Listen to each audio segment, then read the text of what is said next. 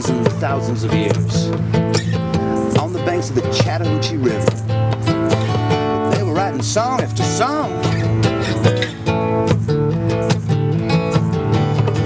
And for about 180 years, there have been people like you and me.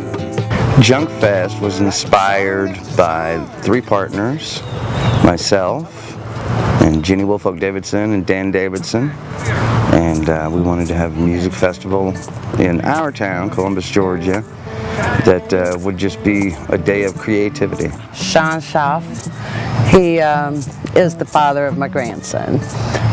Lots of times through the years, probably about 5 years, Sean's had this vision of holding some type of festival in the pasture.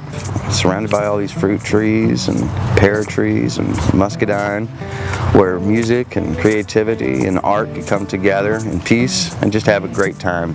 So one day I was on Facebook, which most everyone is, and this was, I guess, back in April, and Sean posted JunkFest 2012, September 8th, and I said, what?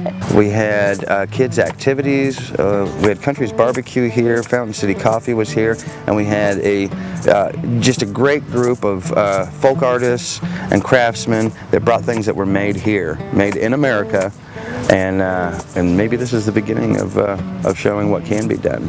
At JunkFest, the music was something else. Up on the stage that I'm sitting on right now, there were 9 acts, and the music ranged from blues to bluegrass to country to rock and roll to eclectic folk. Some 40 or so vendors, many of them artists, folk artists. A lot of the art out here at JunkFest, you see, is what people would consider folk art. You know, it's art done by folks, so I guess all art is folk art in the same way all music is folk music. And with this project, we really wanted to include some local artists, and we got a great turnout of people to come and help us do art, even people who may not even consider themselves artists. And many of these people used repurposed materials for their art, which is really, really cool.